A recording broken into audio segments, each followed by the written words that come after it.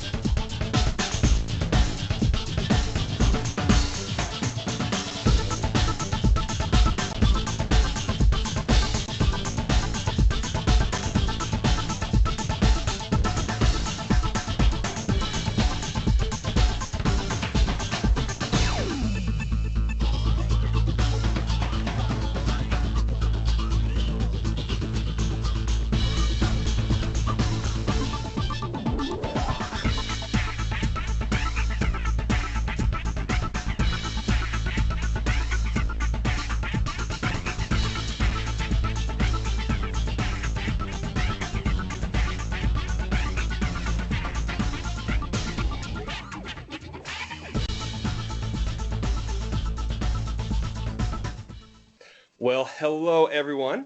My name is Ryan Schaefer, and welcome to Johnson Space Center's presentation of the Apollo 11 40th Anniversary Series of programs.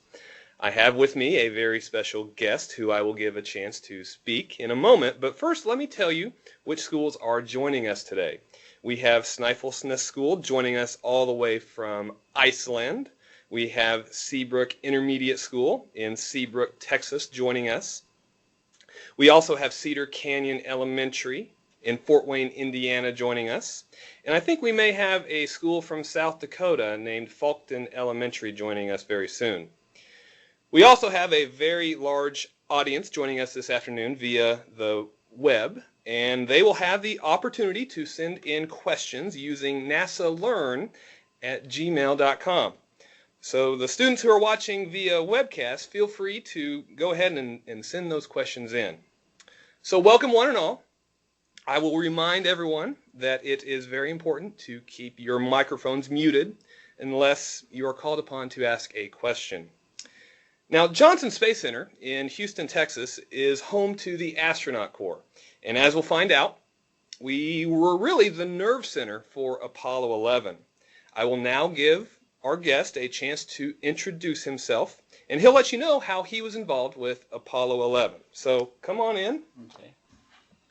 Hello, students. It's a privilege to be able to address you today. My name is Jerry Woodfill, and I'm a veteran of the Apollo program. I still work at NASA. I've been here 44 years, and this next June I'll have been here 45 years. And it's good that I'm able to communicate to a school in Indiana because that is where I'm from. In 1965, I got a basketball scholarship to Rice University in Houston, Texas. And I came down to Houston, and I was assigned the alarm system for the Apollo program. So I was responsible for assuring that the astronauts would be warned if there was any difficulty on board the Columbia, the mothership that was going to the moon, as well as the lunar lander Eagle. And I've been here, as I said, 44 years. Presently, I work in robotics, but those early days were wonderful days, and I enjoy fielding questions for you today. Well, thank you for joining us today, Jerry. And I guess anytime we talk about Apollo 11, we have to mention John F. Kennedy. Jerry, could you tell the students how John F. Kennedy was involved with landing on the moon?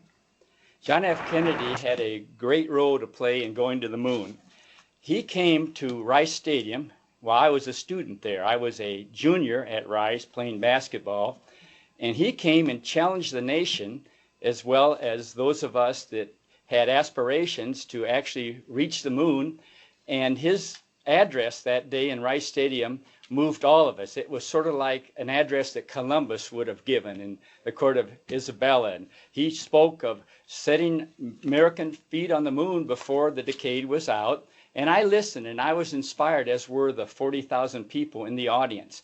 As a result of that speech, we were so motivated that from that point on, we set our sail to reach the moon before 1970. And he was the spirit behind that, and we, to this day, always remember him. I see. And I think we can actually show the students what that speech was like back in 1960, what was it? It was in May of 61 when he addressed Congress, and then in Rice Stadium when I was present, it was in September 12th of 1962. I see. I therefore ask the Congress, above and beyond the increases I had earlier requested for space activities, to provide the funds which are needed to meet the following national goals. First, I believe that this nation should commit itself to achieving the goal, before this decade is out, of landing a man on the moon and returning him safely to the Earth. No single space project in this period will be more impressive to mankind or more important for the long-range exploration of space, and none will be so difficult or expensive to accomplish. All right, Jerry. So it looks like John F. Kennedy set a goal for the engineers here at NASA to land on the moon before the decade was out. But before that happened, I think we had to do a lot of thinking. We had to do a lot of training. I think that's where we can perhaps talk about Program Mercury or Program Gemini, but that's not what we're here today to talk about. We're here to talk about Apollo. So, Jerry, I guess we'll start talking about that training. Who was the crew of Apollo 11 exactly, and what was involved with training the crew to land on the moon? Of course, the crew was a crew of three. We had Neil Armstrong, who was first to set foot on the moon, and then Edwin Buzz Aldrin, the second man on the moon. But overhead, orbiting the moon in the command ship, was Mike Collins. So those three men were our first voyagers to actually set foot so that one would land on the moon. Previous to that, there were other missions, Apollo 10, which approached the moon but actually didn't land. And then there was, of course, Apollo 8 on Christmas Eve of 1968 when the crew led by Frank Borman orbited the moon. But the training was so important. In fact, the training went beyond simply experiencing knowledge of all the switches and gauges in the command ship and in the lander. It had to do with making the whole system work as teamwork. I like to liken those days to a baseball team, a Major League Baseball team, where there's the coach, and of course the coach would be the lead flight director for the Apollo missions. And then again, there were individual coaches that would coach, for example, hitting or pitching, and those would be likened to flight controllers that had responsibility that were specific to the different systems on board the spacecraft. But then there was a third team, and that would have been the engineering corps. But we can never forget the players in any Major League Baseball team. And of course, that were the three astronauts that would actually control the ship, that would operate the switches and gauges and do the engine firings on board. So that whole group of people at the Space Center worked together and trained together. Now, my particular responsibility was the alarm system. When you heard President Kennedy said to return them safely to Earth, that was important to me. I wanted to make sure that anything that might come forth on that mission, that I had thought about it, that I had reviewed it with all the different systems managers so that an alarm would come off and they could take corrective action. Now, here's an example of one of the training manuals that the crew used as well as I used. This was mine as far as making input into this document, and it was for the instrumentation system. And one of the pages in here described all the functions of the warning system, what each alarm light meant. That is, when the master alarm would come on, they could look at a panel of lights as you see on your screen. The upper left were caution lights, and those were orange in color, and right were red lights, and those were warning lights. And so that meant if one of those alarm lights at the far left, on the left side there, about middle screen on the left there, Ryan, and on the right is an alarm light on the other side. I like to encourage students and everyone to see the movie Apollo 13, because in the movie Apollo 13, that alarm comes on when a tank explodes. And likewise, for the lunar landing, we had alarms that came on just prior to landing from my system. And as a result of the fact that we had been training, we understood that that alarm that could have kept Neil Armstrong off the moon was really, I hate to say, it was a false alarm. But two wonderful flight controllers, a man by the name of Jack Garman and Steve Bales, had actually trained in that particular instance and knew when it did happen that they should ignore it. So training was very significant to make it a team effort. I can see that, Jerry. I think now would be a good time to have some of these students that are joining us today ask us some questions. I think I'll go to Snæfellsnes School all the way in Iceland. So if one of your classrooms could unmute your mic and ask Jerry a question about crew training, that'd be great.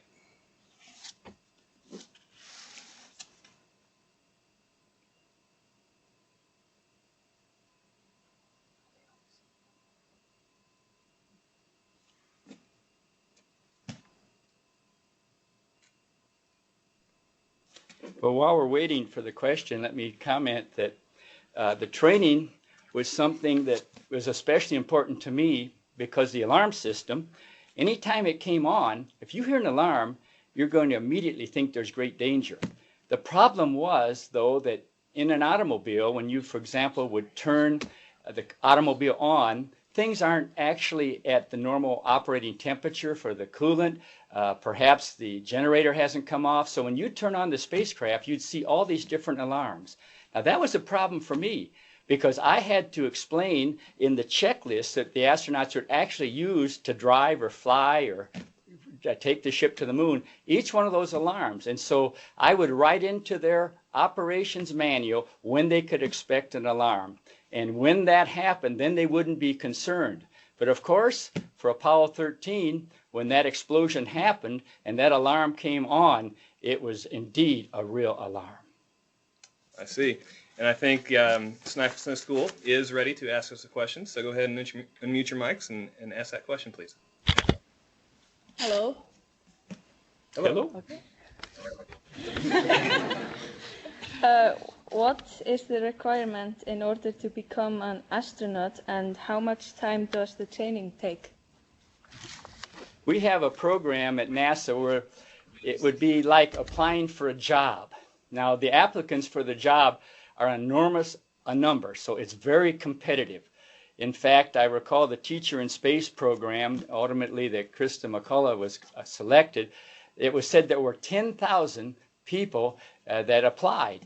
Well, there have been more or less over the years, but to be selected means that you would have to have a background in some kind of, generally, a science studies. It's good to have a math background. It's good to have had an advanced degree like a master's degree or even a PhD in that particular discipline.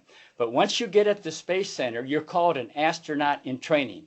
That is, you don't immediately find a seat in the space shuttle and be launched into space. You have to learn how the space shuttle operates. Our Apollo astronauts had to learn all the functions of all those switches and gauges, an enormous challenge. And so it takes a year, 2 years, 3 years. It takes some time before you're assigned a mission. Sounds good, Jerry. And I also think that you have to be somewhat patient to be an astronaut because it could be more than a couple years before you get assigned to a mission. Well, let's go ahead and move to Seabrook Intermediate School in Seabrook, Texas, because I'm sure they're anxious to ask you a question about maybe crew training. Seabrook, are you there? Hello? Hello. Yes, we're here. And what's your They're question? ready to ask. How is the Apollo crew training different from today's space shuttle crew training? Good question. Well, Apollo crew trained, of course, there were 2 vehicles. And in the selection of astronauts to fly the Apollo craft, there were 3 designations. The total commander of the mission, for example, Neil Armstrong was the commander of Apollo 11. So he would have certain responsibilities that he had to be more knowledgeable of than, for example, the man in the center, Mike Collins. He was the command pilot of the mothership, the command module, the Columbia. And so his responsibilities would be primarily for that vehicle, because he would not fly the lunar lander Ego down to the moon. And then Ed, when Buzz Aldrin on the right, he was the pilot for the lunar lander, so his responsibilities would be somewhat different than Neil's. Now, of course, Neil or Buzz could either one fly the lunar lander down to the lunar surface and ascend. Now, in the space shuttle, we have other responsibilities. Of course, we have a commander, we have a pilot, but we also have some people called mission specialists. So they would focus primarily on experiments or other items that have to be done as part of the overall shuttle mission. So there is some division, we call it division of labor or division of training on the space shuttle, more so than there was in the days of the Apollo program. Thank you, Jerry. That's very interesting. I think now would be probably a good time to talk about something called mission control. And specifically, I think there was something called MOCR back in those days, and you actually worked in something called the MER. Can you talk to the students a little bit about that? MOCR stands for Mission Operations Control Room. And that particular room, for those that are my age and a little bit younger, can recall those days of the Mercury and Gemini program, principally the latter Gemini program and the Apollo program, would you have a view of the Mission Operations Control Room. And that is where the flight director and all the very expert and knowledgeable flight controllers would monitor every system on board the spacecraft on its way to the moon, and then while the spacecraft lunar lander was on the moon.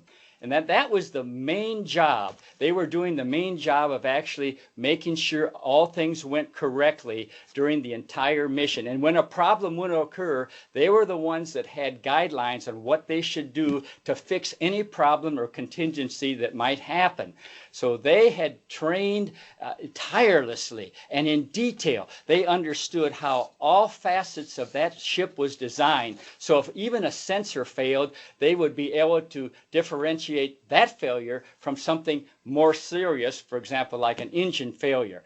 Now, backing them up was a group called the MER, Mission Evaluation Room. I was an engineer. I had been responsible for the design of the alarm system, and so that's where I resided. The picture you see, that man on the lower left corner, you see, it doesn't look like the man you're seeing today, but that's 40 years ago, and you know, the ravages of time do something to the human body. But that was me, the only one with a tie in the room. My wife insisted I wear a tie.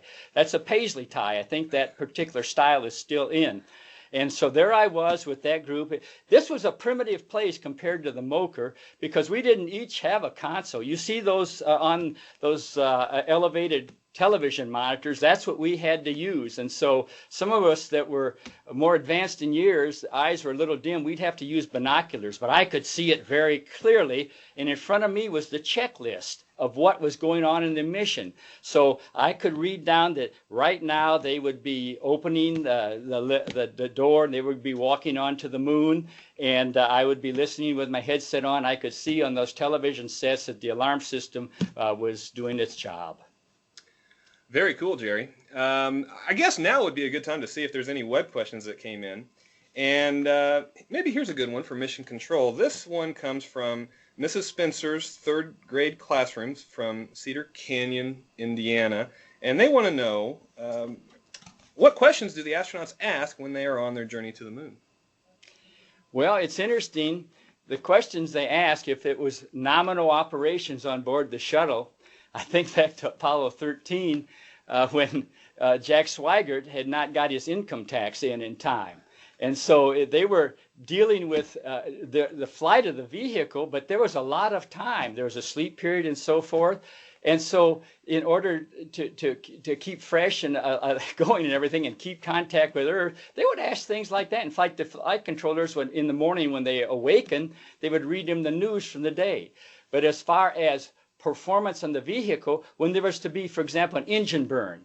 They would call up the actual parameters that had to be set into the computer. They called that the display and keyboard, the DISKY, and they would punch in those numbers, and then they would actually converse with the crew on the exact moment that that engine would be fired.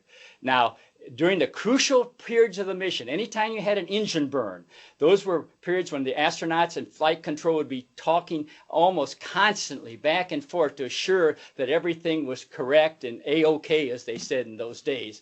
And so that was some of the kinds of things that were transposed or going on between Earth and ground. I see, and as the students can see, we're actually seeing real footage of the flight controllers there in mission control. We were able to see video from the crew while they were journeying to the moon. So this was just a really special time here in Houston, in fact, around all the world. Let's see if Faulkton Elementary in South Dakota has connected. If you guys are out there, can you give us a holler?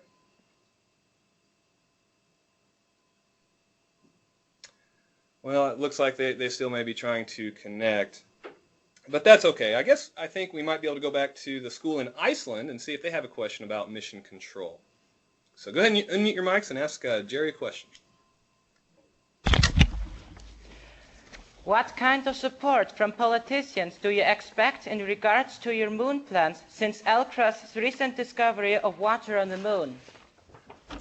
Well, we're sure thankful about the support we've got over the last, how many years, since 62 to 2009. It's about 47. We've always had good support from the American Congress, and we hope to have that same kind of support in the future, and we believe we will. And certainly the fact that we did find water, evidence of not just a little bit of water, but the evidence of a considerable amount at the moon's pole, would be a good rationale for pushing forward, because now we could use the lunar surface as a means of providing oxygen for a lunar base. The oxygen from water, H2O, that is hydrogen and oxygen, and using that particular ability to synthesize oxygen from the water we find there would provide rocket fuel to go on to Mars. So we believe that that's a real wonderful thing that we discovered just recently,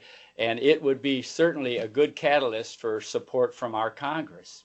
I see. And I think the key thing to remember is that it probably will be students sitting in classrooms today that will actually get to walk on the moon and even Mars in the future. Well, that's the exciting thing about being involved with you students today, that I can pass along my experience from 40 years ago to let you know it's exciting, and you will really treasure the opportunity to work in the space program if that turns out to be the course of your life. All right. Well, I think the students have a good understanding of mission control. I think it may be now time to talk about the mission itself, and I guess it'd be good to start from the beginning. Jerry, can you identify the rocket that's standing right next to me here? The rocket to, I guess it would be your right on the screen and my left, is Saturn V, the 364 foot tall, nearly a 35-story building, an enormous rocket.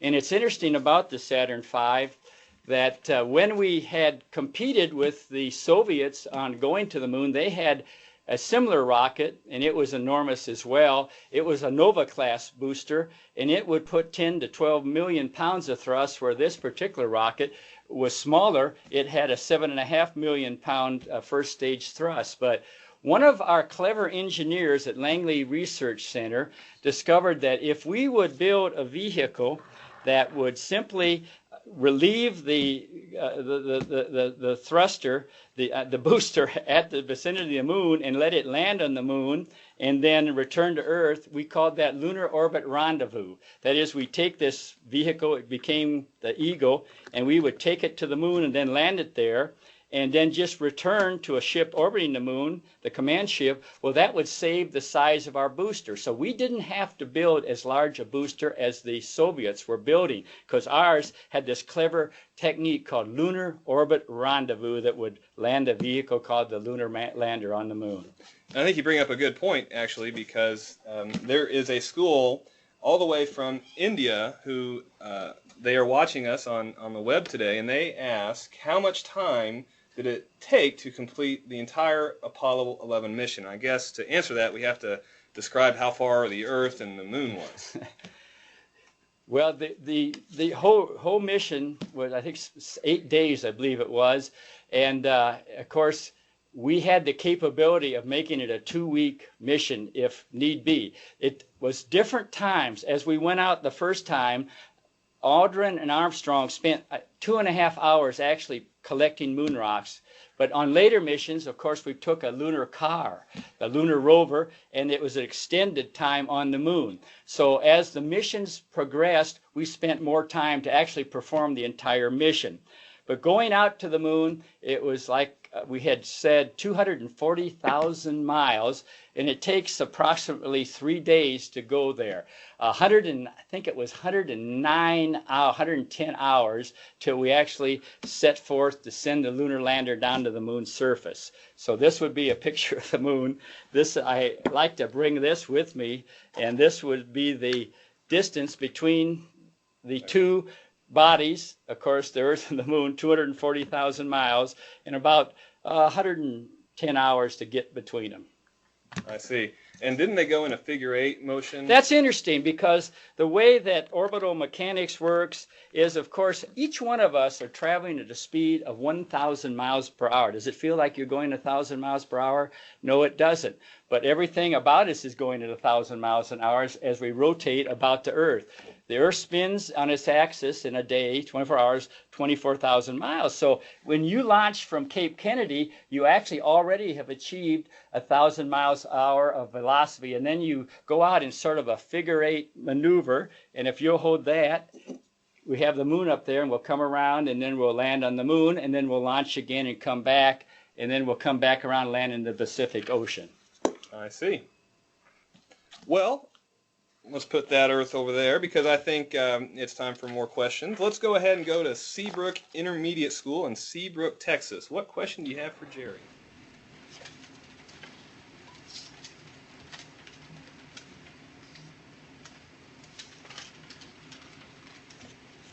You know, while you're thinking of the question, I brought some memorabilia from my days working on the warning system. And this particular badge, it looks pretty gross. It's so yellowed with age, and hopefully I don't look the color of this badge. But this is actually what I wore, and there's a little snap still designed the same way from my NASA badge that I could put this thing and snap it on, and so they would let me into the mission evaluation room, and I was welcome. Now, I have other badges here. Here's one from Apollo 12, by the way. This is the second mission to land on the moon, and today is the 40th anniversary of Conrad and Beans sitting down on the moon for the second time on Apollo 12. And if the question's ready, I'll answer it. If not, I'll show some of my other badges. I think they are ready. Okay. What kind of fuel did Saturn V use to get to the moon? Fuel. What kind of fuel did the Saturn V rocket use? Okay.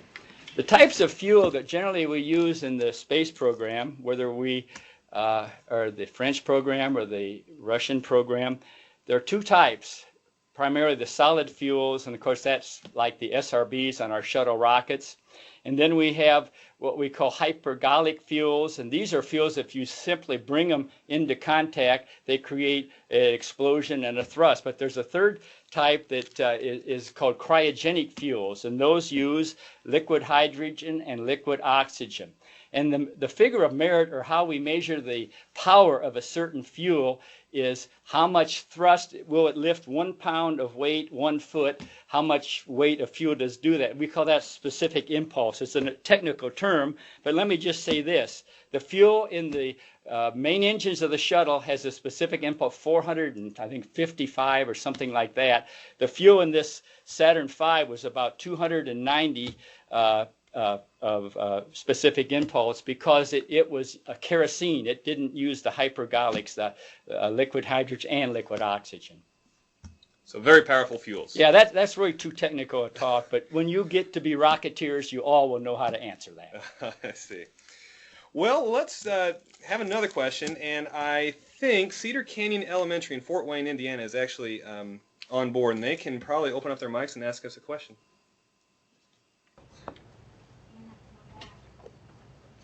stand back here by me, sweetie. Turn around and look at him. Okay. How fast does the rocket travel? Did you What we hear us? call escape velocity. That is, if I want to escape Ryan, I have to run out of this room at a certain speed or he can't catch me. Well, I'm going to be running from Earth's gravity if I'm Neil Armstrong or Buzz Aldrin. And I have to run at a speed to get to the moon of 7.5 miles a second. That's pretty swift. So that's how fast our Saturn V had it accelerate. The lunar lander and the whole assemblage that I have here, this had to be accelerated speed of 7.5 miles. That's pretty swift. That's faster than I think Superman can fly in the comics, right? I would think so. It's quick. And to reach low Earth orbit, that would be simply to go around the Earth and not be pulled back by gravity. It's about 15,000 miles per hour. And the distance, we're landing here on the moon, by the way. So we're able to go very, very fast, but we're also able to slow that down enough to softly land on the moon, right? We have what we call retro burn, and when you get in the vicinity of the moon, you turn the rocket around and fire, and then you decelerate to land on the moon. But the fastest we were moving on a lunar mission was, 7.5 miles per second? That's correct. That's what it takes. What's that in miles per hour? 25,000 miles per hour. Do a quick calculation. So you get the picture. It's fast. Well, I think there is a web question that came in. This is kind of an interesting question. This came from Weber Middle School in Port Washington, New York. And they want to know, would we or can we plant things on the moon like plants and vegetables? You certainly know the answer there, but maybe you can also talk about what the astronauts ate while they were going to the moon. Well, it's interesting you brought the subject of plants. One of our projects was to bring, I think it was soil back from the moon. It seemed like, as I recall, now I want to give a disclaimer right now to my audience because it's been 40 years. So if I get something a little bit wrong, cut me some slack. It's been a long time. But as I recall, there was a period where we actually had some soil. I believe it was from the moon that we actually grew something in, and it seemed like it really did help. It was like a fertilizer. And, of course, we brought things back from the space station. I think we grew tomato plants or something, and we found out that they grew very well. But as far as astronauts eating plants, no, didn't do that. But they did have what they called foods that were like sea rations. And we had a hurricane here not too long ago, Hurricane Ike. And we had difficulty finding grocery stores open.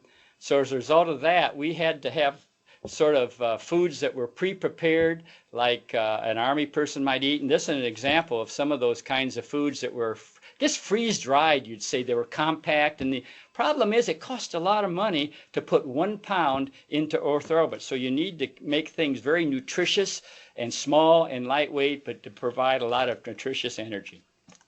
And I don't know about you, but I've never seen chicken sandwiches like that. They were all small and shaped together. I'd like a T-bone steak or something like that, but that just wasn't in the cards for them. Well, I guess it'd be also good or fun to talk about the moment of landing. Do you have any special thoughts about the landing itself or how they went about their EVAs? There have been wonderful stories written about the landing. Most talk about the program alarm that came on. And I was invited. We had 3 shifts during the landing. We would have a night shift, and we'd have a morning shift and an afternoon shift. And I was a very young engineer. I was 26 years old in those days. And so I was a junior guy. And they always would give me the night shift. But because of the crucial Apollo 11 landing, I was in a back room, but they let us all come into the MER room and actually experience the landing. And the thing that bothered me about the landing was the alarm system began to ring alarms, and it looked like I was going to keep Neil Armstrong off the moon. But I said earlier, one of the flight controllers says, no, bring him down. So I didn't go down in engineering infamy. But here they are exploring around the moon. Now this I'd like to talk about because they spent 2.5 hours on the moon. And I figured the cost was about $150 million an hour based on what it would have cost to get the whole thing up there and back in those days. And I did something that I'd like to tell the audience about because it's one of the things I'm really proud about my career as a warning system engineer. We had in the lunar lander, as you see right here, we had 2 stages. And if I could show you this, the lunar lander had one stage, was called the descent stage. And as you came down and set your feet of the lander on the moon, there was an engine, the descent engine. But there was also a radar system that would tell the astronauts how high they were above the lunar surface. And in that radar packet, there was a little temperature sensor that my warning system measured the temperature. But once you got down on the moon, the temperature of the engine and the heat could turn on that alarm. Now, the astronauts would have been out here exploring the moon. They wouldn't be in the lunar lander. And all of a sudden, Mission Control and the astronauts would see that the alarm system had come on. So Mission Control would say, you need to go back early to the lunar lander and climb on and see what's happened with the warning system. That could have cost the crew half of their time on the moon. Can you imagine how much money the fact that I simply told them, cut the wire, forget the temperature sensor, just let it go as is, and because of that, they were able to explore for 2.5 hours. I think I saved more than my lifetime salary as a result of that one idea. So I want to point out that there were 500,000 people working on it, but every person contributed, and those kinds of ideas came forth that would help it be a success. I see. And on June 20th, 1969, we landed on the moon. So we proved to the world that we could land on the moon. But beyond that, why were we there? Was there any reasons why Neil and Buzz were hopping along on the moon? I mean, what were they also doing there? Well, they had planted on the moon underneath the lunar lander different instruments that were there to determine the actual geology of the moon. That is, not only what the composition of the lunar firmament was composed of, but also there was a laser they set up and to find out how, it was a reflector, and from Earth they could tell how far the moon was from Earth at all times. Now, you know the moon affects us very much because at night we use its light to actually see by. If you're out in the backyard, it's nice to know that if you're trying to find your dog and you've got the light from the moon, that's great. But the other thing about the moon, it causes our tides to change. So all these geophysical things were just very important as far as understanding. The other thing we wanted to know is, what was the origin of the moon? How was the moon formed? And there were 3 theories, one of which was there was some body hurling through the cosmos that was approaching Earth, millions of years ago, and the Earth captured it, and that became the moon. Well, because of the exploration of the lunar crew, we found out that the soil on the moon is very much like the upper crust of the Earth's soil. So the leading theory is that some Mars-sized object came through space, struck the upper layers of the Earth, and just sort of shed off that, and that became our moon, because both the moon and the upper layers of the Earth have the same composition of an oxygen isotope. So we found out much about the moon. But most importantly, we found that we, in going, could develop other technologies. We found communication satellites. We found the ability to come up with certain what we call telemetry. That is, if you were hurt in an accident and you wanted to have the hospital prepare a bed for you, well, we would know from your vital signs exactly what was going on with your body, and that was part of the Apollo program. I think those are what we call spin-offs. That's correct, and there were so many, plus there were cities and businesses around the United States that contributed to the lunar lander, that gave jobs to thousands upon thousands of people in communities all over, and then some around the world as well. All right, well, let's take another question. I think we have time for that. Let's go to Snæfellsnes School, all the way in Iceland again.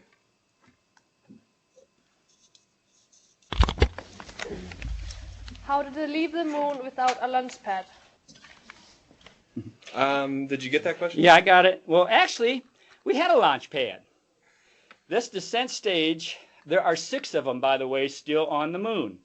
And if you look down from orbit, it looks much like an eagle's nest. I thought that always wonderful, that it's hollowed out. It's somewhat the same dimensions and size as an eagle's nest. And there are 6 of these, and so the descent stage became the launching pad for the ascent stage that would then go up and rendezvous with the mothership.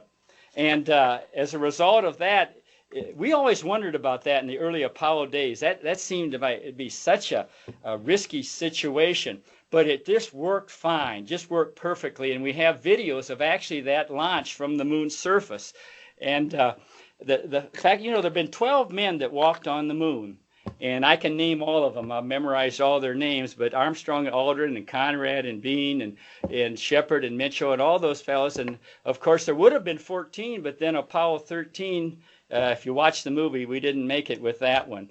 But many of those men are still alive. The average age in those days for a flight controller was about 27 years old, and the average age of the Apollo astronauts was, they were 37 years old, about 10 years older and matured. Many of them had been pilots, and many of them had been in the military.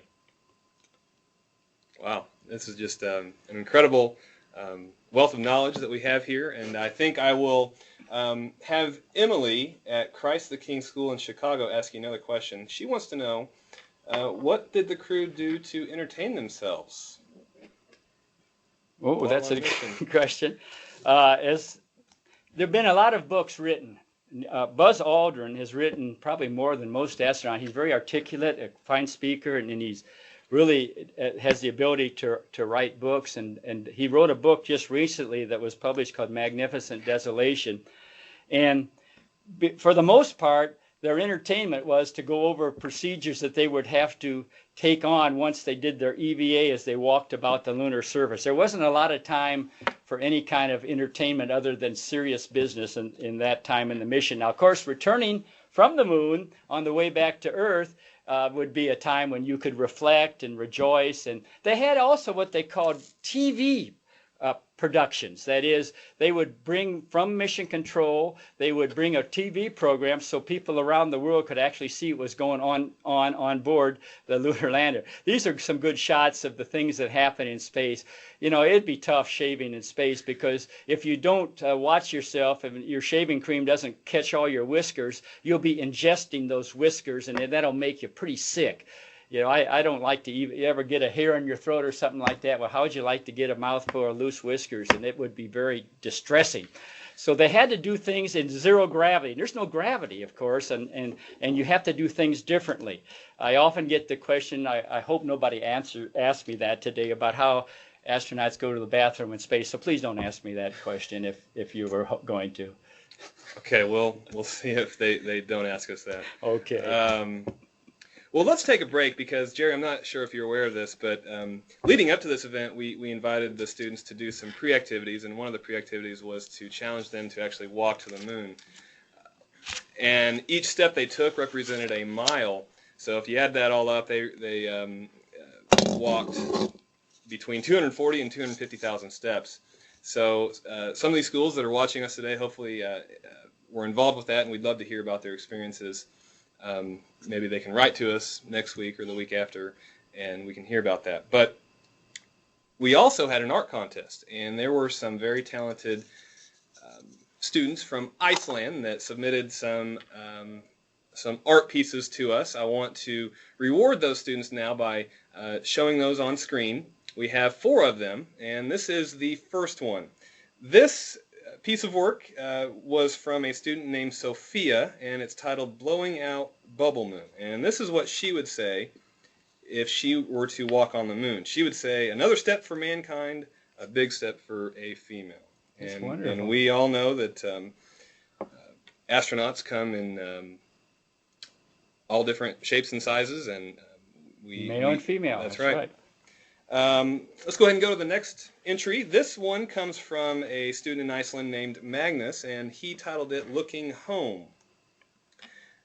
Nice little picture there of him probably standing on the moon without a spacesuit, unfortunately, but it's still, I think, a very neat artistic picture. Let's go ahead and look at the next one. This is a picture from a student named Lilla in Iceland, and this is titled The Moonwalker. And it looks like she's doing a little bit of a dance, and what she would say while on the moon was, let's do the moonwalk. So that's another neat entry. And there's one more, I believe.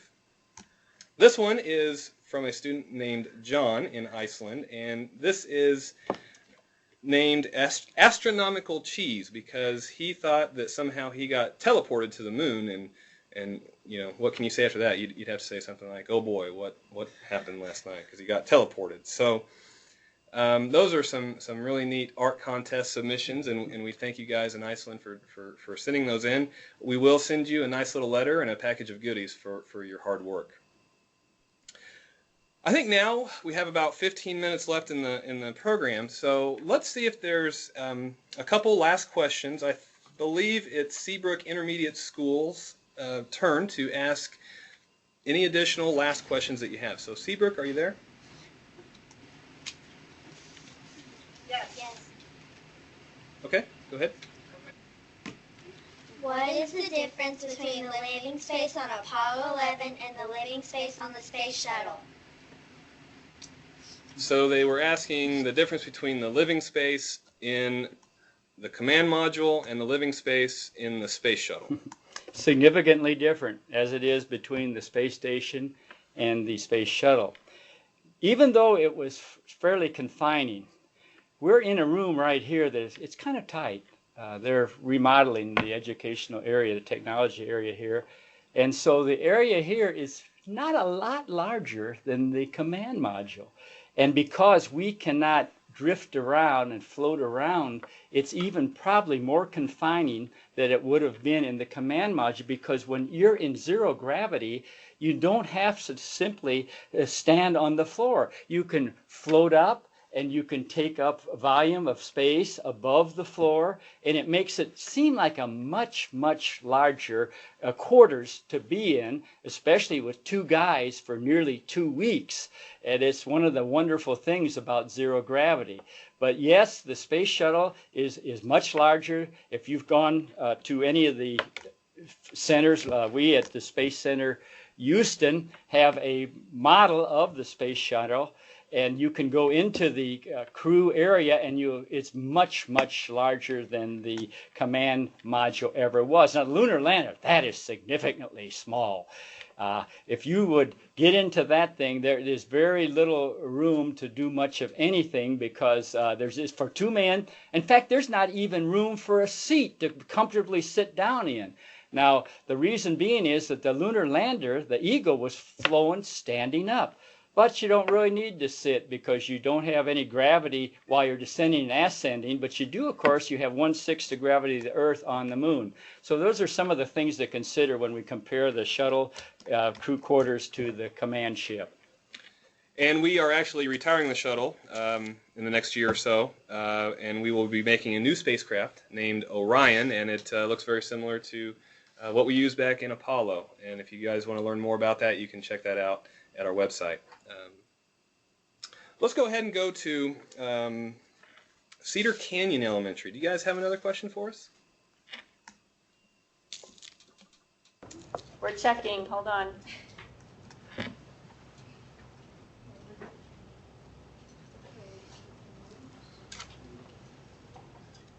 Now, one of these badges here is for Apollo 15. And Apollo 15 was interesting. On the internet, there's a video clip from Apollo 15 where they drop a hammer and a feather on the moon. And this happened at Apollo 15. And of course, the hammer and the feather on Earth, the feather would float down because of the atmosphere. But on the moon, they fall at the same rate. And this replicated Galileo's Leaning Tower of Pisa, where they dropped a hammer and a feather. But go ahead with your question. Okay, we're ready now. Okay. Okay. Has a dog ever traveled into space? I think Jerry likes to talk about this. We had a trial run yesterday. The Apollo crew, of course, had many practices. Well, we had a practice yesterday, and one of my interrogators from the educational office asked this very question. And I have loved the study of animals in space. In fact, I wrote a song and a poem about it. And I especially appreciate the Soviets, because they launched a dog by the name of Laika. And Laika, unfortunately, they had no reentry system for Laika.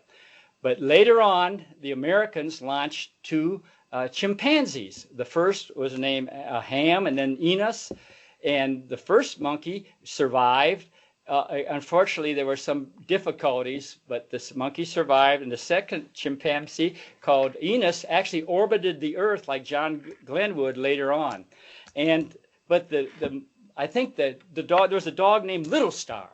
Little Star flew in the very first, before Yuri Gagarin, the Soviet cosmonaut, flew into space. They put Little Star and a dummy, actually a mannequin named Ivan Ivanovich. That was his name the Soviets gave him.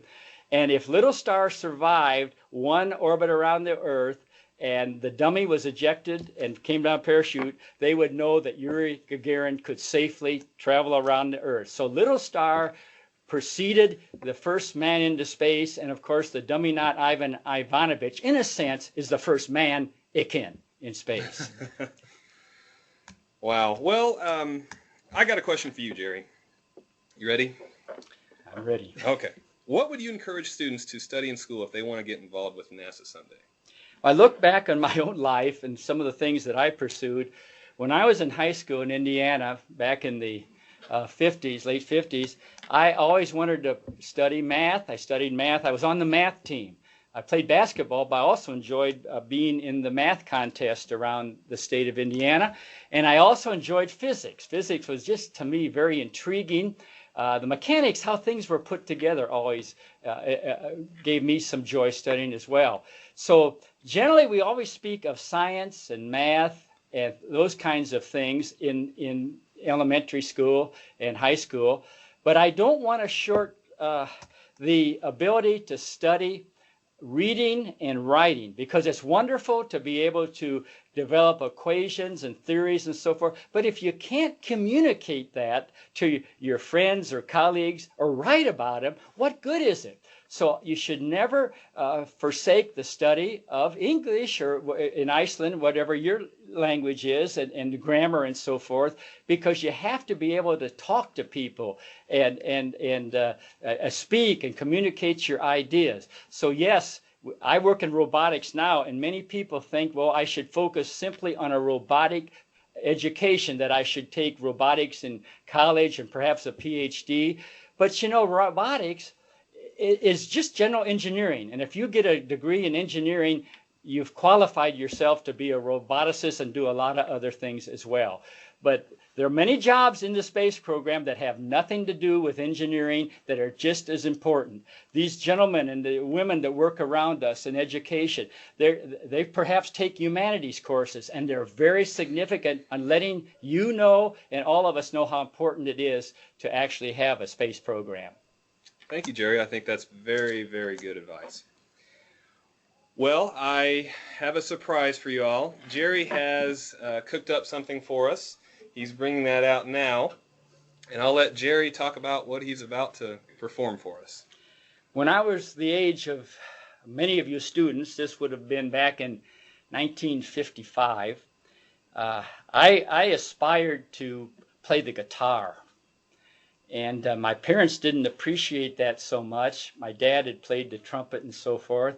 But I heard that there was a group coming to a theater in Chicago named Bill Haley and the Comets, and they were going to do a performance of this song called Rock Around the Clock. Now, that was the early days of the space program. And in recent years, I thought, it seemed that rock and roll and the space program kind of were birthed about the same time. As a matter of fact, the very first rock and roll group was called Bill Haley and the Comets. So you see the handbill for the particular program that I've enjoyed putting together. So I took that song and I've changed the lyrics. And now it's called Rock Around the Earth. So what I'm going to do for you guys today is I'm going to play my version of Rock Around the Clock as a space song, and it goes something like this. Now, when we launch a spaceship, of course, we count down. But Bill Haley's Comets, they counted up, and the lyric went like 1, 2, 3 o'clock, 4 o'clock, rock, and so forth. But my song counts down, and it counts down like this. 10, 9, 8, down the clock. 7, 6, 5, the clock ticks-tocks. 3, 2, 1, blast off, let's rock. We're going to rock around the clock tonight. We're gonna rock around the earth tonight. We're gonna rock, rock, rock in the broad daylight. We're gonna rock around the earth tonight. After orbit 1, 2, 3, and 4, if the ship slows down, we'll blast some more. We're gonna rock around the earth tonight. Rock, rock, rock in the bright moonlight. We're gonna rock around the earth tonight. Yeah, then our spaceship is gonna shake, rattle, and roll. It's gonna shake, rattle, and roll. Shake, rattle, and roll. It's gonna shake, rattle, and roll. Going back to the moon, it's gonna bless our earthbound soul. We'll get out to that launch pad and blast that rocket off. We'll get out to that launch pad and blast that rocket off. Soon our spaceship's gonna be aloft.